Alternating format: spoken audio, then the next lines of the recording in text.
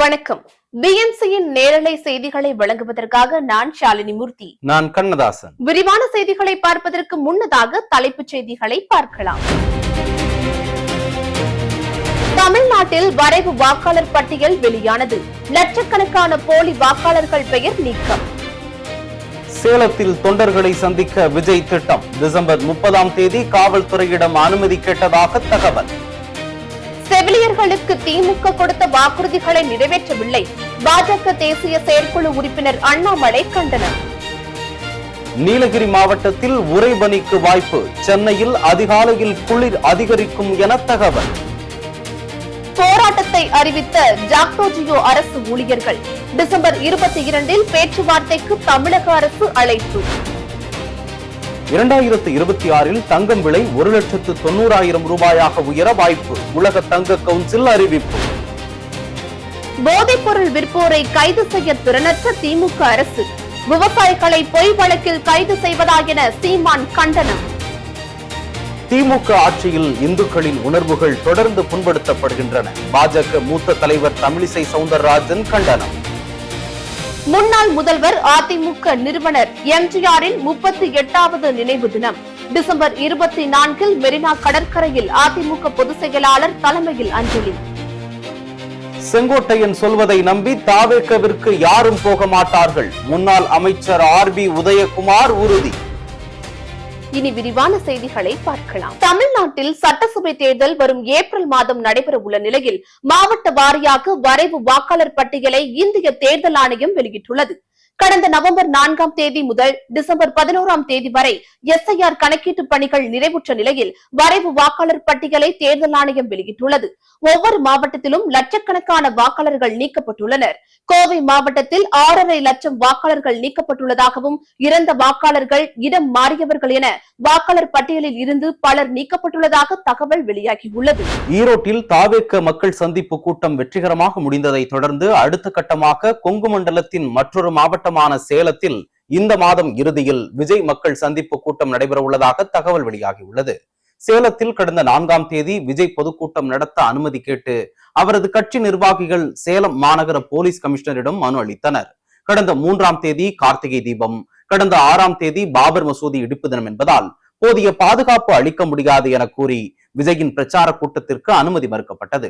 இந்த நிலையில் வரும் 30 ஓமலூர் இரும்பாலை ரோடு, சேலம் சீலநாயக்கன்பட்டி பைபாஸ் ஆகிய 3 இடங்களில் ஏதாவது ஒரு இடத்தில் விஜயின் மக்கள் சந்திப்பு கூட்டம் நடத்துவதற்கான பணிகள் நடந்து வருவதாகவும் தகவல் வெளியாகியுள்ளது. செவிலியர்கள் கேட்பது ஆட்சிக்கு வருவதற்காக திமுக கொடுத்த வாக்குறுதியை நிறைவேற்றத்தான் என பாஜக தேசிய செயற்குழு உறுப்பினர் அண்ணாமலை கூறியுள்ளார்.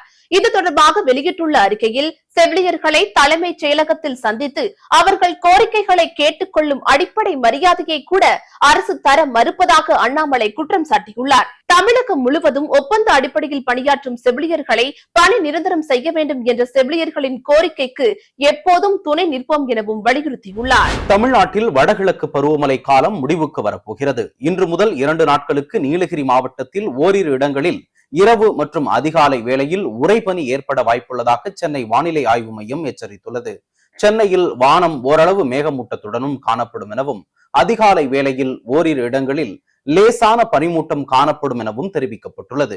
சென்னையில் அதிகபட்ச வெப்பநிலை 29 டிகிரி செல்சியஸை ஒட்டியும் குறைந்தபட்ச வெப்பநிலை 22 டிகிரி செல்சியஸை ஒட்டியும் இருக்கக்கூடும் எனவும் வானிலை ஆய்வு மையம் அறிவித்துள்ளது. பழைய ஓய்வூதிய திட்டம் உள்ளிட்ட பல்வேறு கோரிக்கையை வலியுறுத்தி சட்டசபை தேர்தலுக்கு முன்னதாக போராட்டங்களை தீவிரப்படுத்த அரசு ஊழியர்கள், ஆசிரியர்கள் முடிவு செய்துள்ளனர். கடந்த 2021 திமுக ஆட்சிக்கு வந்ததும் அந்த கோரிக்கைகளில் பலவற்றை நிறைவேற்றவில்லை என்பது அரசு ஊழியர்களின் குற்றச்சாட்டாக உள்ளது. இதனால் அதிருப்தி அடைந்த அரசு ஊழியர்கள் மற்றும் ஆசிரியர் சங்கத்தினர் தொடர் போராட்டத்தை தொடங்கியுள்ளனர். பிரச்சனை பூதாகரமாகாமல் தடுக்கும் நோக்கத்துடன் விடுத்துள்ளது. தங்கம், வெள்ளி, பிளாட்டினத்தின் விலை தாறுமாறாக உயர்ந்துள்ள நிலையில் வரும் 2026 தங்கம் விலை தாறுமாறாக உயரும் என்று உலக தங்க கவுன்சில் கணித்துள்ளது. வரும் ஆண்டில் 24 கேரட் தங்கம் 10 கிராம் 1,90,000 ரூபாயை எட்டக்கூடும் என உலக தங்க கவுன்சில் தெரிவித்துள்ளது.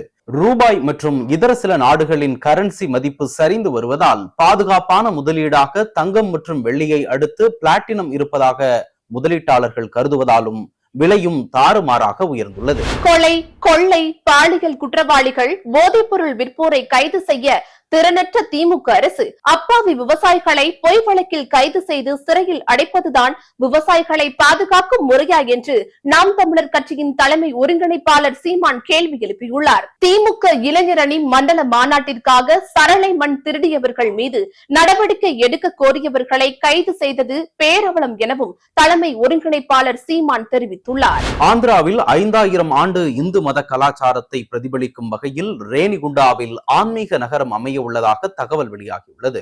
ஆந்திர முதல்வர் சந்திரபாபு நாயுடுவின் ஆலோசனைப்படி டெஸ்லா டவுன்ஷிப் நிறுவனம் திருப்பதியின் ஆன்மீக நகரத்தை உருவாக்க முன்வந்துள்ளது. இந்து மத கலாச்சாரத்தை அடுத்த கட்டத்திற்கு கொண்டு செல்வதே இதன் நோக்கமாகும். சுமார் 5000 ஆண்டுகள் பழமையான இந்து மத கலாச்சாரம் தொடக்கம் முதல் வருங்கால சந்ததியினர் மீண்டும் அறியும் வகையில் இந்த நகரம் அமைய இருக்கிறது. திமுக ஆட்சியில் இந்துக்களின் உணர்வுகள் தொடர்ந்து புண்படுத்தப்படுவதாக பாஜக மூத்த தலைவர் தமிழிசை சவுந்தரராஜன் கூறியுள்ளார். திருப்பரங்குன்றம் விவகாரத்தில் ஒருவர் உயிரிழந்துள்ள நிலையில் அதற்கு ஸ்டாலின் அரசு கண்டிப்பாக பதில் சொல்லியே ஆக வேண்டும் என தமிழிசை சவுந்தரராஜன் தெரிவித்துள்ளார். கோவையில் செய்தியாளர்களிடம் பேசிய தமிழிசை சவுந்தரராஜன் இந்துக்களின் உணர்வுகள் தொடர்ந்து புண்படுத்தப்படுவதாக கூறினார். இதற்கான பதில் 2026ஆம் ஆண்டு தேர்தலில் நிச்சயம் கிடைக்கும் என்று கூறினார். விஜய் குறித்த கேள்விக்கு பதிலளித்த தமிழிசை சவுந்தரராஜன் திமுக எதிர்ப்பு தொடர்பான தாவிக தலைவர் விஜய் நிலைப்பாடு வரவேற்கத்தக்கது என்றார். விஜய் நடித்துள்ள ஜனநாயகன் படத்தின் 2வது பாடலான ஒரு பேரே வரலாறு லிரிக்கல் வீடியோ வெளியாகியுள்ளது. பொங்கல் பண்டிகையை முன்னிட்டு வரும் ஜனவரி 9ஆம் தேதி அன்று ஜனநாயகன் படம் வெளியாகும் என்று அறிவிக்கப்பட்டுள்ளது. இப்படத்திற்கு அனிருத் இசையமைத்துள்ளார். விவேக் எழுதியுள்ள பாடலில் இடம்பெற்றுள்ள ஒரு பேரே வரலாறு, அந்த பேரை சொன்னால் அதிரும் ஊரு போன்ற வரிகள் விஜயின் மாஸ் அந்தஸ்தை பிரதிபலிக்கும் வகையில் அமைந்துள்ளன. நம்ம மக்கள் நினைக்காம ஒரு மாற்றம் பிறக்காது என்ற வரி விஜயின் அரசியலை முன்னிறுத்தி எழுதப்பட்டுள்ளன. திருப்பரங்குன்றத்தில் தீபம் ஏற்ற கோரி தீக்குளித்து உயிரிழந்த இளைஞரின் குடும்பத்துக்கு தமிழக அரசு 1 கோடி ரூபாய் இழப்பீடு, உயிரிழந்தவரின் மனைவிக்கு அரசு வேலை வழங்க வேண்டும் என தமிழக பாஜக தலைவர் நயினார் நாகேந்திரன் கோரிக்கை வைத்துள்ளார்.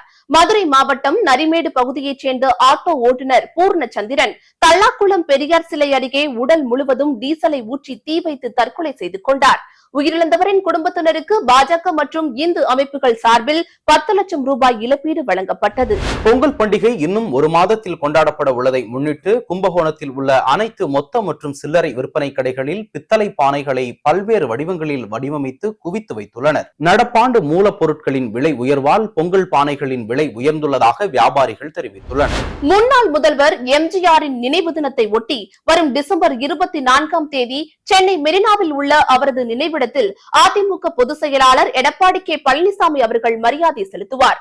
இது தொடர்பாக அதிமுக தலைமை அலுவலகம் வெளியிட்டுள்ள அறிக்கையில், புரட்சித் தலைவரின் 38வது ஆண்டு நினைவு நாளன்று காலை 10 மணிக்கு மெரினா கடற்கரையில் உள்ள எம்ஜிஆர் நினைவிடத்தில் அதிமுக பொதுச் செயலாளர் பழனிசாமி பங்கேற்று மலர் வளையம் வைத்து மலர் தூவி மரியாதை செலுத்த உள்ளதாக தெரிவிக்கப்பட்டுள்ளது. சேலத்தில் வரும் 29ஆம் தேதி நடைபெறும் பாமக செயற்குழு பொதுக்குழு கூட்டத்தில் யாருடன் கூட்டணி என்பதை ராமதாஸ் அறிவிப்பார் என கௌரவ தலைவர் ஜி.கே. மணி கூறியுள்ளார்.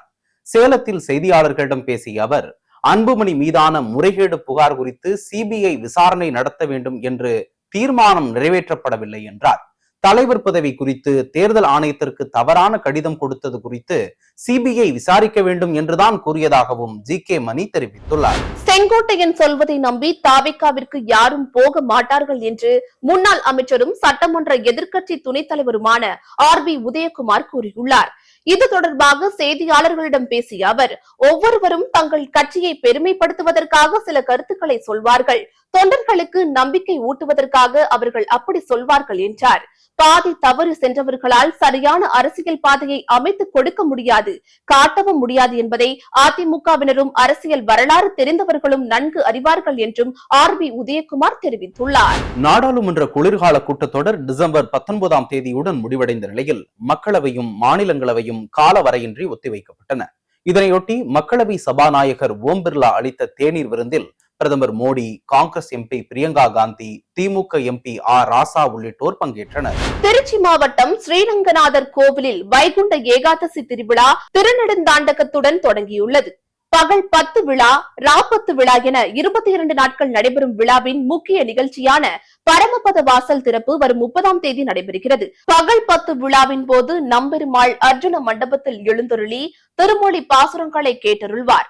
ராப்பத்து விழாவின் போது திருமாமணி மண்டபமான ஆயிரங்கால் மண்டபத்தில் எழுந்தருளி திருவாய்மொழி பாசுரங்களையும் நம்பெருமாள் கேட்டருள்வார். 2026ஆம் ஆண்டு ஜனவரி 2ஆம் தேதி வெள்ளிக்கிழமை அன்று திரு உத்தரகோசமங்கை கோயிலில் ஆருத்ரா தரிசனம் நடைபெற உள்ளது.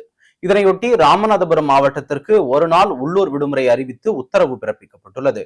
இது தொடர்பான அறிவிப்பை மாவட்ட ஆட்சியர் சிம்ரன்ஜித் காலோன் வெளியிட்டுள்ளார். உத்தரகோசமங்கையில் ஒரே கல்லில் மரகத நடராஜர் சன்னதியில் நடைபெறும் ஆருத்ரா தரிசனத்தை காண பல்வேறு மாவட்டங்கள் மற்றும் மாநிலங்களில் இருந்து ஏராளமான பொதுமக்கள் கலந்து கொள்வார்கள் என்பது குறிப்பிடத்தக்கது. இத்துடன் இந்நேரத்திற்கான செய்திகள் நிறைவடைந்தன. அண்மை செய்திகளை உடனுக்குடன் தெரிந்து கொள்ள BNC டைம்ஸ் சேனலுடன் இணைந்திருங்கள். நன்றி, வணக்கம்.